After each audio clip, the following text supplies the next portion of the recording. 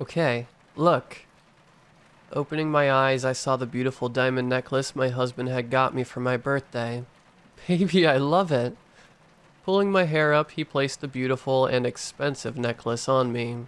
I loved how it shined in the light. Nothing is too good for my princess. After giving me a kiss, he headed for the shower.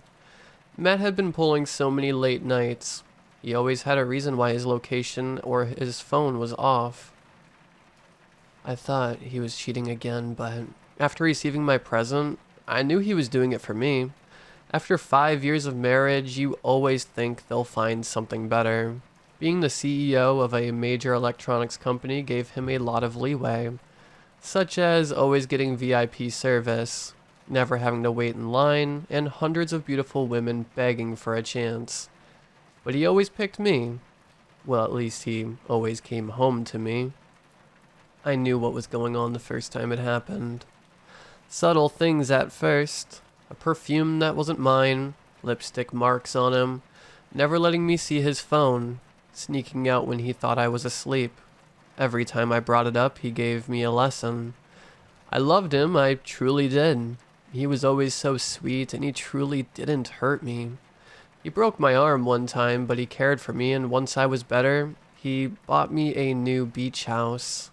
With Matt, I didn't have to work. It gave me time to ensure all of the chores were done, but things began to change after I found out I was pregnant 6 months ago. He was a whole new man. I noticed he was home more. He even took the lock off his phone.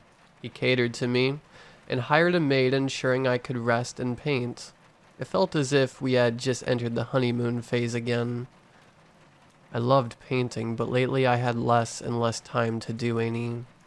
The baby was taking up a lot of my time, and I couldn't be happier. Being a mom was always a dream of mine. I couldn't wait to hold our baby. Ever since I found out I was pregnant, Matt began doing more overseas trips. He didn't want me flying while pregnant.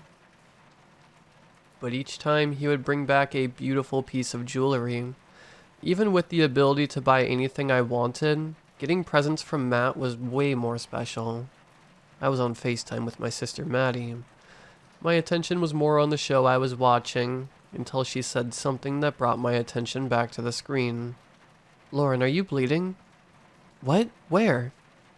"On your neck. I saw it when your necklace shifted." Let me go look in the mirror." After placing my phone on the counter, I looked into the bathroom mirror. There was a smear of blood.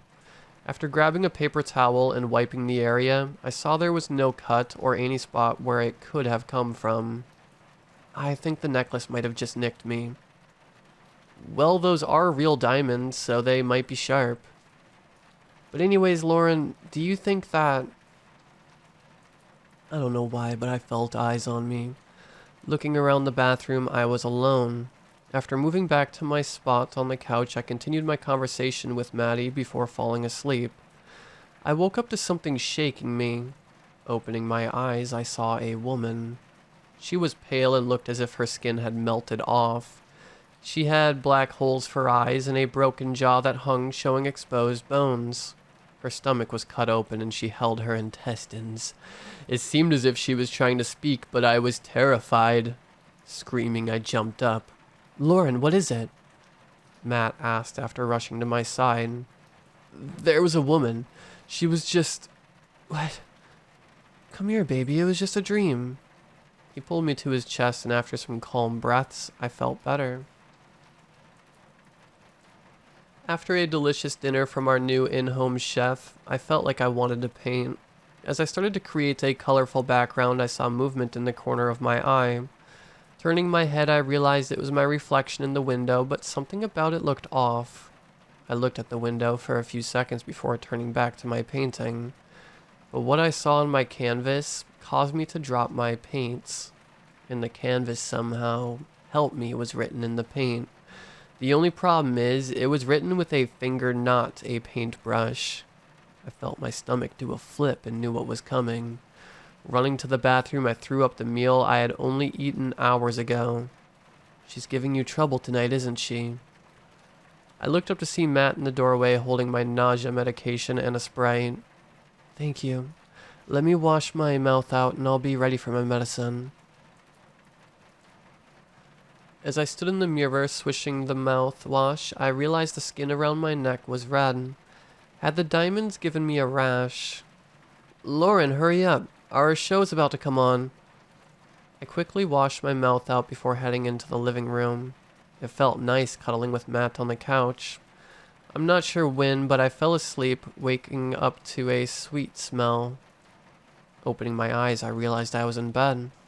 Looking to my left, I saw Matt holding a breakfast spread with various fresh fruits. I have to leave for a few days on a work trip. Will you be okay? I think so, but I'll ask Maddie to stay over with me. That way you don't have to worry. That's a good idea. I'll see you in 4 days. He gave me a passionate kiss, which turned into us taking some quality time in bed together. Once we were done, he gave me a goofy grin. Why are you looking at me like that? I'm just happy you're mine. After moving on the edge of the bed, he began to get dressed. Now I really have to go. Kissing my head, he began to pack. After loading everything into the car, he turned to hug me. Let me finish making breakfast. I want you full before the trip. I have to go, he said while grabbing a banana from the fruit basket. I love you, he said while heading out the door. Love you too, I said while the door slammed shut. After I had finished breakfast, I called Maddie. Hey, want to come stay for a few days? This is sudden. Are you okay? I am. Matt is going on a business trip and I don't want to be alone. I'll be there around 5. I have to get back to work. Love you. I love you too. And once again, I was alone with my thoughts. After spending a few hours watching TV, I decided to get out for some fresh air, choosing to visit my favorite coffee shop a few blocks away. After getting dressed, I realized Matt had packed my backpack in the closet. Being 5'4" meant I would have to get something to stand on in order to reach the shelf. After pulling a stepladder out of the hallway closet, I was able to climb up. I saw my backpack hidden under some other items and pulled it out. Why is this heavy? Looking into the bag, I saw a pair of heels. Pulling them out, I realized they were the Prada shoes I had been hinting at for weeks.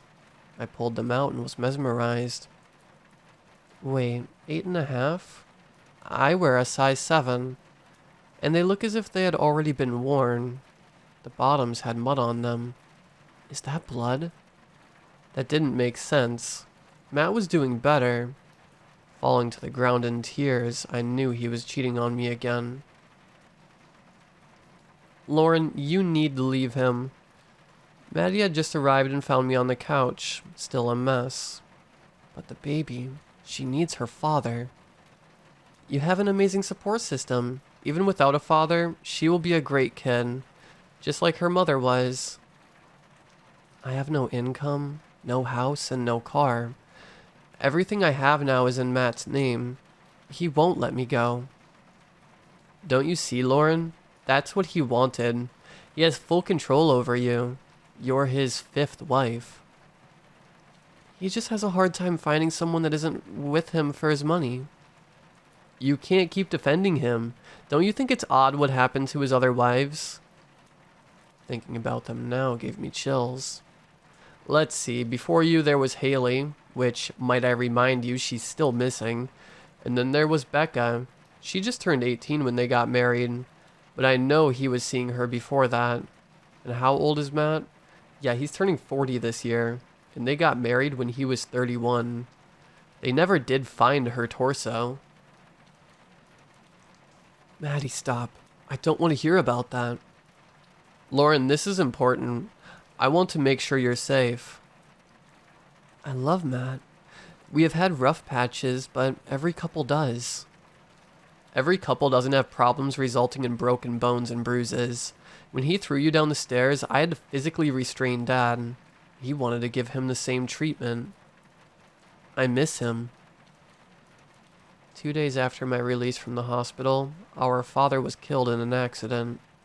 The police told us he must have been tired and fell asleep, causing his car to go off into the ditch. By the time they got him out, he was unrecognizable. The burns covered 99% of his body. He was barely alive, and by the time we got to the hospital, we knew he wasn't going to make it through the night. But I did find it odd that Matt had basically forced me to get my dad's car the night before the accident. He said he wanted to test out the car for safety, ensuring our baby won't get hurt in the back seat if there was a wreck. Let's talk about something else. How about we decide what we want for dinner? That sounds great. I'm going to take a shower. As I headed for the bathroom, I couldn't help but think about his other two wives, Ariel and Rain. Ariel had been his first wife. Just like the mermaid, she had the vibrant red hair. She was a model and loved the attention. Matt told me they got divorced because she had been sleeping around and ran off with a guy, but she hadn't been active on any social media since before the divorce. And Rain, the French actress, she was easily the prettiest of his wives. She had the sweetest smile. I think he still sees her. I saw her name pop up on his phone before he could grab it. When I asked him about it, he turned it on me and stormed out. He came back a few days later smelling of alcohol and proudly showing off the hickeys that covered his body. Has my love blinded me? Maddie had me thinking, but I can't leave him. Not now. Once the baby is here, I can try to find a way out, but he makes me happy. I was so lost in my thoughts, I almost missed it. My necklace had shifted slightly and I noticed my skin had turned a grayish color. It looked as if the skin was dead and beginning to decay. I tried to take the necklace off, but it seemed as if it was broken or stuck. Panicking, I rushed out of the bathroom. Oh, hey, dinner should be here in 30. She paused, taking in my worried expression. Lauren, what's wrong? Are you doing okay? Look at my skin. She got up, and after inspecting my neck, I could tell she was worried too. Come on, we're going to the ER. After throwing on a jacket and getting my shoes, we were out the door and on the way to the hospital. The next few hours flew by. The doctor had to cut the necklace off. I am deathly allergic to cubic zirconia, and it was killing me from the inside out. That's how I found out the diamonds weren't real. If I had kept it on, he said I would have eventually been weakened to a near-death state. Because of the baby, they decided to keep me overnight, but it wasn't until the news came on that I felt true fear. Matt never let us get cable, and because I didn't want to be stressed, I refrained from reading or watching any type of news. This was more a suggestion from Matt and not my own choice, but the hospital only had a few basic channels. I was on my phone reading while Maddie got us dinner and the news came on. Feeling a headache coming on, I put my phone down and watched the TV, but the headline was what caught my attention. Monster on the loose in Parkdale. I felt chills whenever it's where you live. Things are much scarier. I grabbed the remote, turning up the volume just as the anchor began to talk. Tonight, I stand in front of Richardson Park. It has only been an hour since a call was made to the police.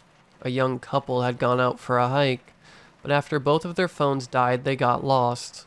Venturing into a part that is far off the usual hiking trail, they made a grisly discovery. There they stumbled into the shallow grave of a missing New York woman. New York? It's quite a ways away. What is a New York woman doing in Texas? Here is a picture of the young woman. Her name is Marcy Bitters, and she was last seen going home with a well-dressed man. Frozen in shock, I couldn't believe my eyes. There on the screen was my necklace. On the neck of a now dead woman sat the diamonds that were gifted to me. But the realization that it was the woman who I had been seeing broke me. So many thoughts crossed my mind, and I decided I would post this here. He doesn't know that I told anyone. I'm fearful of what he'll do. But my phone just dinged, and it was a text from Matt. Hey honey, just checking in. I had a great idea. Why don't we take a long weekend and go camp at Richardson Park? I would love some alone time with you. Matt, What did you do?